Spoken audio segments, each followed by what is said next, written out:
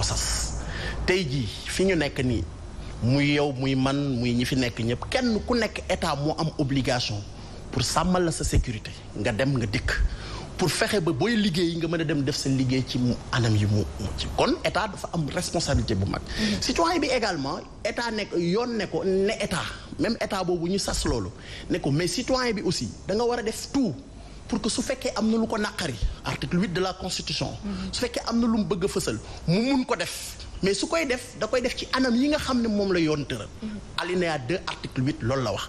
yoon boobu nag boo xoolee tey am nañu ay loi en 78 en 74 buy tënk nan la ñu war a manifester ñu ne la yow soo amee loolu naqari nga bëgg ko fësal dañ naan la da ngay def déclaration préalable parce que ñu bari ñu ngi def confusion la question de la déclaration préalable n'est pas consignée dans la constitution c'est dans la loi. loi bi moom dafa jëmmal liberté bi rek ne léegi nag modalité d'exercice yi dama koy renvoyer alinéa 2 bi dama koy renvoyer à la loi. loi ne da ngay def déclaration préalable parce que on n'est plus dans le régime de l'autorisation. donc da ngay dem ci préfet avec des délais 3 jours avant ak benn dossier booy defar nga dem yëglu autorité boobu comme li ma la wax léegi comme yoon dafa am lu mu ko wax ne ko kii dafa war a jëmmal mën nga da nga fexe war a fexe ba kii jëmmal maanaam mën a manifester naqaram mais ki nga xam ne marchul. muy yow Khadija muy Ndeye Dime muy Fatima. nga mën a jóg dem sa kër jóge sa kër doxi sa soxla te kenn du la bund xatal te kenn du la am donc tu vois équilibre boobu la état war a trouver. moo tax ñu ne boo defee déclaration préalable le préfet bi nga xam ne mooy l'autorité administrative dafa am nag lu ko yoon may ne ko nga saytu ko moom benn mbir moo ko soxal benn ordre public bi. ordre public bi moom daf ko war a sauvegarder maintenant moom bu apprécier demande bi circonstance yi moment bi mu jàpp ne que je dis bien le préfet jàpp ne que marche bi mënul am tey à cette date prévue parce que tout simplement amuma force de l'ordre yu doy à ma disposition pour pouvoir contenir le trouble à l'ordre public dama koy rejeter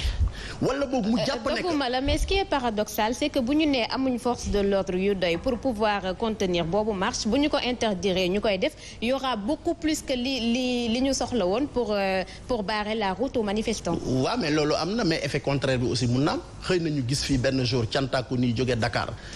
mais dëkk bi yëpp jaxasoo. lan la ñu def dañoo dal ci kaw ministre de l'intérieur parce que xam nga sauvegarder sa ordre public aussi munoo def ay suppositions. te état du def loolu parce que dañ ko ne yaa ko sasoo donc man kon damay wax ne le préfet bi nga xam ne xëy na yow information yi muy am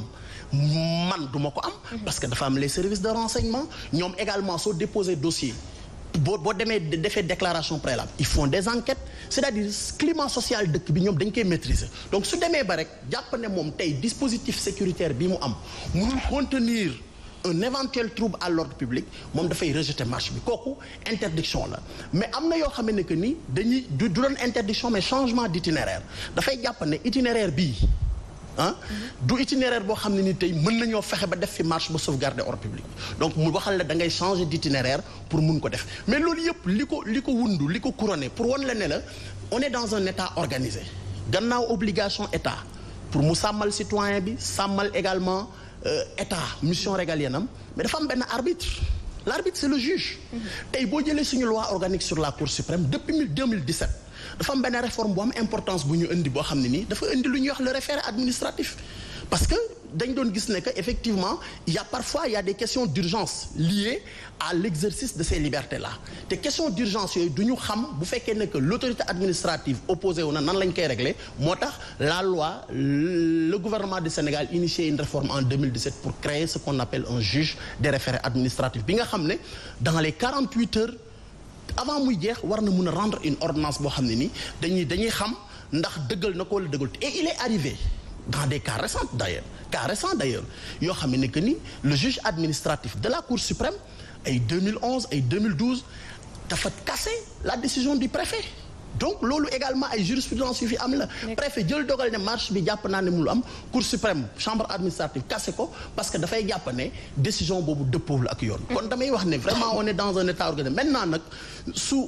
toujours manifestation publique même vous avez vu en France et autres da ngay gis souvent que force de l'ordre yi également dañuy utiliser pour la police administrative maintenant mën na nga citoyen bu nekk mën nga am sa appréciation comme quoi waruñu tere marche bi war nañ koo tere mais la seule autorité habilitée à apprécier souverainement mooy l'autorité administrative et l'autorité judiciaire contrôle la décision de l'autorité administrative. trop de désordre li ñu nangu ci ay manifestations li ñu tere moo ko ëpp ba tax na ñu bëgg ci non loolu di statistique du ministère de l'Intérieur. Je vous renvoie aux statistiques du ministère de l'Intérieur. non li ñuy wax xam nañ ko on parle également en connaissance de cause parce que tam ñu ngi ci terrain bi mais maître gis nañ ne ba ci droit de l'homme yi dañoo jàpp ne la démocratie sénégalaise elle est très malade ba tax na war nañoo saytuwaat bu baax a baax fu mu toll li nga xamante ne moo di àq ak yelleefu ñi nga xamante ne ñoom ñoo di citoyens sénégalais yi nekk fii. bon man du ma wax ne la démocratie sénégalaise est malade mais damay d'accord ne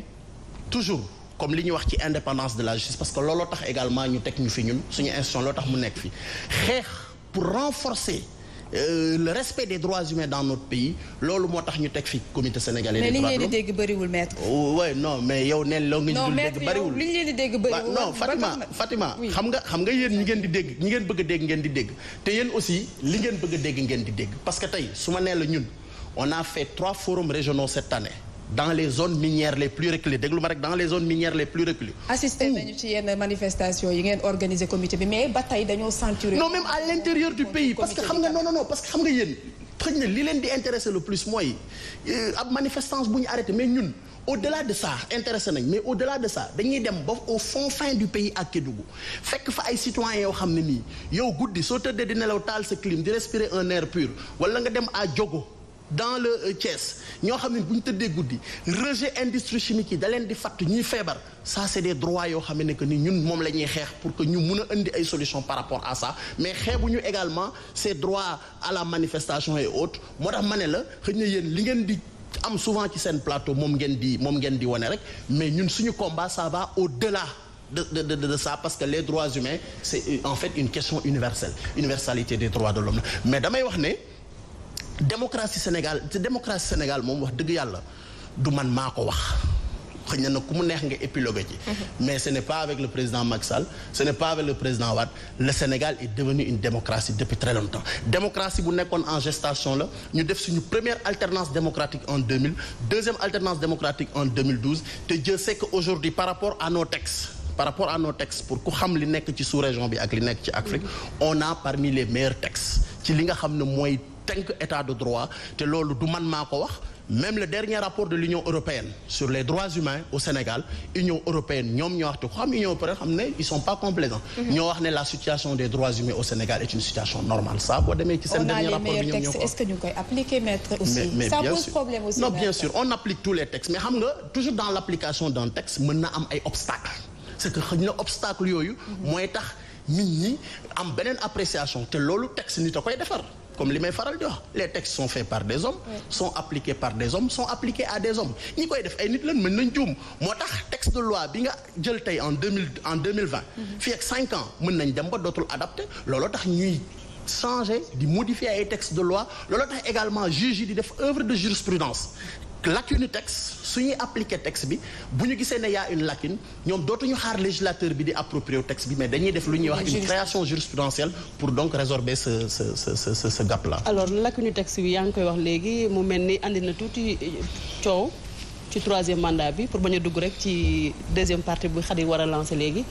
lacune texte boobu noonu est-ce que tey jaadu na ñuy dem di bind lu toll ni maanaam mandat au président de la République ñu dem ba fenn moment boo xamante ne ni dañ ci am jafe-jafe. loolu je le réserve au Conseil constitutionnel parce que c'est un débat du Conseil constitutionnel. mais en tant que praticien du droit am nga ci sa xalaat. non praticien du droit ne veut pas dire être membre du Conseil constitutionnel. je suis d'accord mais am nga ci sa xalaat aw ma ci benn xalaat ndey di lu dul nekk xam nga man ban xalaat laa am. oui tey président Macky Sall.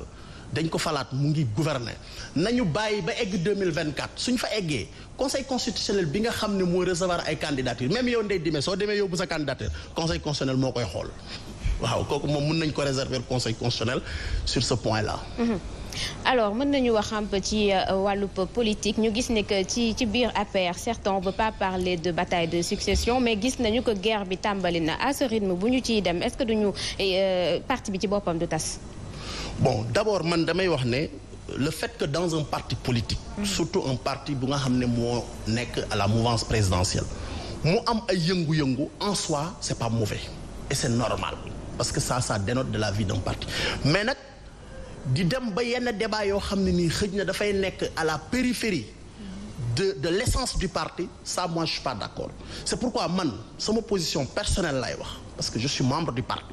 man je suis un militant du parti dama adhéré c'est une adhésion que j'ai faite adhésion boobu bi ma koy def dama xool les statuts du parti xool le règlement intérieur du parti mu doy ma adhéré ci ak également le président du parti par rapport à son profil mu le président Macky Sall kon ci kaw loolu en tant que militant et responsable du parti man benn président laa am ci parti bi tey APR ak coalition Benno Bokk Yaakaar mooy président Macky Sall ñaareel bi je suis membre du parti je suis responsable également communal et au niveau départemental nekk département Bambey benn coordonnateur départemental laa am à Bambey c'est le ministre Mor Ngom parce que moom moo nekk foofu coordonnateur ñetteel bi je suis membre de la convergence des cadres républicains en tant que membre de la convergence des cadres républicains benn coordonnateur rek laa am national mooy le ministre Abdoulaye Diouf Sarr à part ça xaw ma clan X xaw ma clan Y xaw ma clan Z moi je suis comme ça. loolu lu muy tekki maître. non mooy li muy tekki mooy je suis un membre du parti je respecte les statuts du parti et le règlement intérieur du parti. kon yow lu président wax loolu nga wax. non texte yi laa la wax nee naa la texte yi moo ne président Macky Sall tey jii texte yi dafa wax président de parti ñun ñëpp xam nañ ne le président du parti c'est président Macky Sall du dëgg man dama ne je suis un responsable communal bokk ci département Bambey tey au niveau de Bambey te li may wax ni ñëpp mën nañ ko wax ña fa nekk 12 responsables maanaam 12 communes. mais coow li am biir APR nii nga xam ne nii am nañu wax ni guerre de succession lay nuru parce que gis nañu ne ay xale nekk responsable ci parti bi di attaquer tamit de grands responsables comme la présidente du conseil économique social et environnemental ak tamit ki nga xamante ne mooy le ministre des affaires étrangères nan nga gisee actuellement coow loolu. mais kenn ku nekk sa responsabilité xam nga man tey maa ngi seen plateau bi. dama leen wax li ma gëm. mooy sama président de parti Macky Sall président Macky Sall la tudd sama coordonnateur départemental ministre Mor Ngom la tudd sama coordonnateur national convergence des cadres républicains le ministre Abdoulaye Diouf Sarr la tudd maintenant kenn ku jóg di am looy wax muy sa sañ-sañ mais c'est sa responsabilité la parce que dama la wax ne dañoo nekk ci parti aussi il faut que parce que yéen a ngi doon wax léegi la démocratie mais la démocratie bi ñuy wax au niveau de l'État mais cette démocratie également doit exister dans les partis maintenant nag démocratie le pendant de la démocratie c'est la responsabilité kenn ku nekk tey loo jóg di wax mais c'est ta responsabilité mais am nga sañ-sañu wax bu ñu ne nit ñi amuñu sañ-sañu wax de mais booy wax aussi il faut avoir en ligne de mire la responsabilité mu ngi mel ni yow tey yaa ngi ñu ngi taxaw fii tey moom taxaw na mën na am opinion ne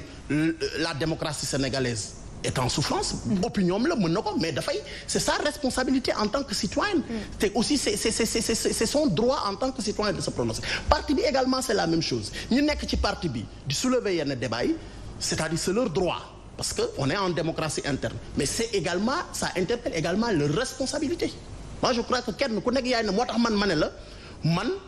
awma ay numéro 1 2 kii man xawma lool man li ma xam mooy structure parti bi ni ñu ko defee fenn fu nekk fa ma ca bokk ma wax fa ma ca féete moo tax man awma gauche awma droite ni rien du tout. Une dernière question pour Fatima. Rationaliser les partis politiques maître gis nañ ne tam yéen seen parti sax dañ ko kenn structuré wuñu ko daal seen parti politique